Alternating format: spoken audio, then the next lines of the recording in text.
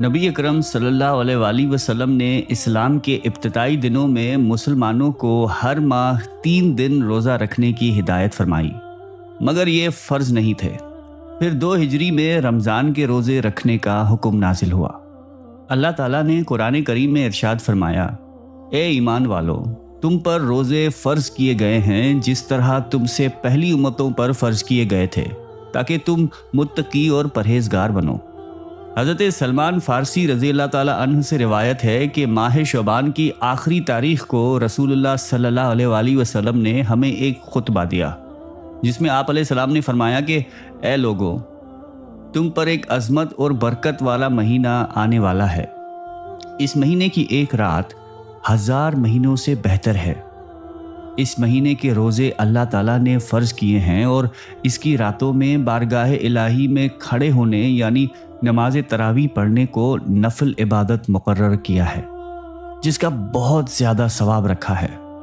جو شخص اس مہینے میں اللہ تعالیٰ کی رضا اور اس کا قرب حاصل کرنے کے لیے کوئی غیر فرض عبادت یعنی سنت یا نفل ادا کرے گا تو اسے دوسرے زمانے کے فرضوں کے برابر ثواب ملے گا، اور اس مہینے میں فرض ادا کرنے کا ثواب عام دنوں کے 70 فرضوں کے برابر ملے گا۔ یہ صبر کا مہینہ ہے اور صبر کا بدلہ جنت ہے، اور یہی وہ مہینہ ہے جس میں مومن بندوں کے رزق میں اضافہ کیا جاتا ہے۔ جس نے اس مہینے میں کسی روزے دار کو افطار کروایا تو اس کے لیے گناہوں کی بخشش اور آتش دوزخ سے آزادی کا ذریعہ ہوگا، اور اس کو روزے دار کے برابر ثواب دیا جائے گا۔ صحابہ کرام رضی اللہ عنہم نے عرض کیا کہ یا رسول اللہ، ہم میں سے ہر ایک کو تو افطار کرانے کا سامان ہی میسر نہیں، تو کیا غربا اس عظیم ثواب سے محروم رہیں گے؟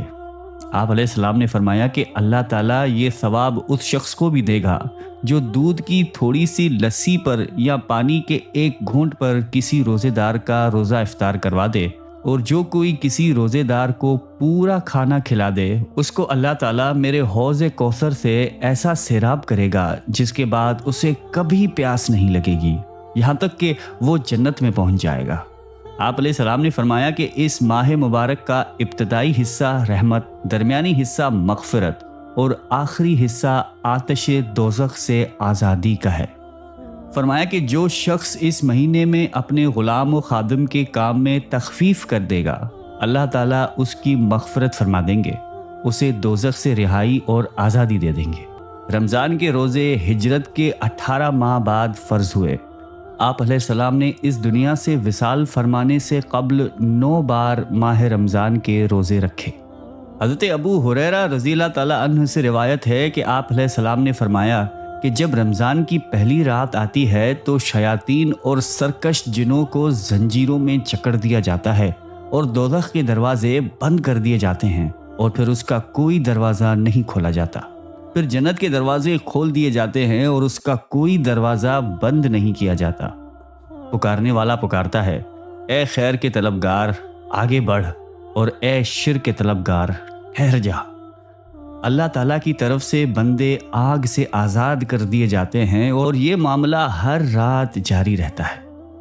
حضرت سہل رضی اللہ تعالیٰ عنہ سے روایت ہے کہ آپ علیہ السلام نے فرمایا کہ جنت کا ایک دروازہ جسے ریان کہتے ہیں، قیامت کے دن روزے دار اس دروازے سے داخل ہوں گے۔ آواز دی جائے گی کہ روزے دار کہاں ہیں؟ تو وہ اٹھ کھڑے ہوں گے، ان کے سوا کوئی اور اس دروازے میں سے داخل نہ ہوگا۔ جب روزے دار داخل ہو جائیں گے تو اسے بند کر دیا جائے گا۔ ریان کی معنی سیرابی کے ہیں، چونکہ روزے دار دنیا میں اللہ تعالیٰ کے لیے بھوک پیاس برداشت کرتے ہیں، اس لیے انہیں بڑے اعزاز و احترام کے ساتھ اس سیرابی دروازے سے گزارا جائے گا، اور وہاں سے گزرتے وقت انہیں ایسا مشروب پلایا جائے گا کہ پھر کبھی پیاس محسوس نہیں ہوگی۔ حضرت ابو ہریرہ رضی اللہ تعالیٰ عنہ سے روایت ہے کہ آپ علیہ السلام نے فرمایا کہ روزہ جہنم سے ایک ڈھال ہے، لہٰذا روزے دار کو چاہیے کہ وہ نہ تو فحش کلامی کرے اور نہ ہی جاہلوں جیسا کام کرے۔ اگر کوئی شخص اس سے لڑے یا اسے گالی دے تو اس کو 2 مرتبہ کہہ دے کہ میں روزے سے ہوں۔ اس ذات کی قسم جس کے ہاتھ میں میری جان ہے، روزے دار کے منہ کی بو اللہ تعالیٰ کے نزدیک کستوری کی خوشبو سے زیادہ بہتر ہے۔ اللہ تعالیٰ کا ارشاد ہے کہ روزے دار اپنا کھانا پینا اور اپنی خواہش میرے لیے چھوڑتا ہے، لہٰذا روزہ میرے ہی لیے ہے اور میں ہی اس کا بدلہ دوں گا، اور ہر نیکی کا ثواب 10 گنا ہے۔ حضرت ابو ہریرہ رضی اللہ تعالیٰ عنہ ہی سے روایت ہے کہ آپ علیہ السلام نے فرمایا کہ اللہ تعالیٰ فرماتے ہیں کہ ابن آدم کے تمام اعمال اس کے اپنے لیے ہیں، لیکن روزہ خاص میرے لیے ہے اور میں خود ہی اس کا بدلہ دوں گا۔ آپ علیہ السلام نے فرمایا کہ روزے دار کے لیے 2 مسرتیں ہیں جن سے وہ خوش ہوتا ہے۔ ایک تو جب وہ روزہ کھولتا ہے تو اسے خوشی ہوتی ہے، اور دوسرا جب وہ اپنے مالک سے ملے گا تو روزے کا ثواب دیکھ کر خوش ہوگا۔ حضرت جابر بن عبداللہ رضی اللہ تعالیٰ عنہ سے روایت ہے کہ آپ علیہ السلام نے ارشاد فرمایا کہ اللہ تبارک و تعالیٰ نے میری امت کو ماہ رمضان میں 5 چیزیں ایسی عطا فرمائی ہیں جو مجھ سے پہلے کسی نبی کو عطا نہیں فرمائیں۔ جب رمضان المبارک کی پہلی رات ہوتی ہے تو اللہ ذوالجلال ان کی طرف رحمت کی نظر فرماتا ہے، اور جس کی طرف اللہ رب العزت نظر رحمت فرمائیں اسے کبھی عذاب نہیں دیں گے۔ ان کے منہ کی بو جو بھوک کی وجہ سے ہوتی ہے اللہ تعالیٰ کے نزدیک مشک کستوری کی خوشبو سے بھی بہتر ہے۔ فرشتے ہر رات اور دن ان کے لیے مغفرت کی دعائیں کرتے رہتے ہیں۔ اللہ تعالیٰ جنت کو حکم دیتے ہوئے ارشاد فرماتے ہیں، میرے نیک بندوں کے لیے مزین یعنی آراستہ ہو جا۔ اور 5واں یہ کہ جب ماہ رمضان کی آخری رات آتی ہے تو اللہ ذوالجلال سب کی مغفرت فرما دیتے ہیں۔ صحابہ کرام میں سے ایک نے عرض کیا کہ یا رسول اللہ، کیا یہ لیلۃ القدر ہے؟ آپ علیہ السلام نے ارشاد فرمایا کہ نہیں، کیا تم دیکھتے نہیں کہ مزدور جب اپنے کاموں سے فارغ ہو جاتے ہیں تو انہیں اجرت دی جاتی ہے۔ روزہ انسان کو غلط کاموں، شیطانی اور نفسانی خواہشات سے دور رکھتا ہے، اور تقوی، پرہیزگاری، ضبط نفس، صبر و تحمل، برداشت، ثابت قدمی اور ایثار و قربانی کا جذبہ پیدا کرتا ہے۔ روزہ نہ صرف جسمانی صحت کا ضامن ہے بلکہ روحانی آسودگی کو جلا بخش کر قوت ایمانی کو مستحکم کرتا اور انسان کو متقی و پرہیزگار بناتا ہے۔ تم پر روزے اس لیے فرض کیے گئے تاکہ تم متقی اور پرہیزگار بن جاؤ۔ متقی لوگ کون ہیں؟ اللہ تعالیٰ فرماتے ہیں کہ متقی وہ ہیں جو راتوں کو کم سوتے اور سحر کے وقت استغفار کرتے ہیں۔ تقویٰ کیا ہے؟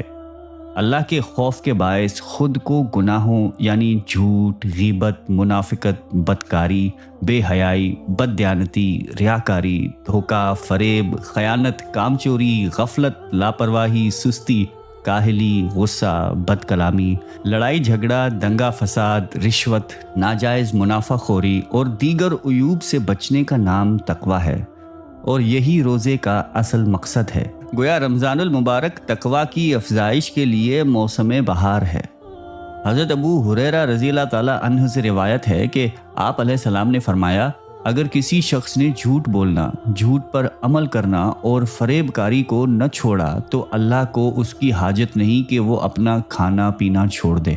حضرت ابو ہریرہ رضی اللہ تعالیٰ عنہ ہی سے ایک اور حدیث مبارکہ مروی ہے کہ آپ علیہ السلام نے فرمایا کہ کتنے ہی روزے دار ایسے ہیں کہ جنہیں اپنی اس عبادت سے رات کو نیند سے محرومی کے سوا کچھ حاصل نہیں ہوتا۔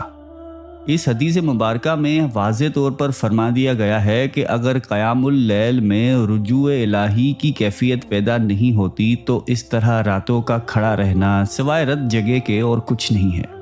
عبادت کی حقیقی روح یہ ہے کہ جب معبود حقیقی کے حضور کھڑے ہوں تو اپنے گناہوں پر نادم ہوں اور جواب دہی کا خوف بھی ہو، پھر اس کی معافی اور خوشنودی کے طلبگار بھی ہوں، اور یہی وہ تقویٰ ہے جو روزے کا مقصود ہے۔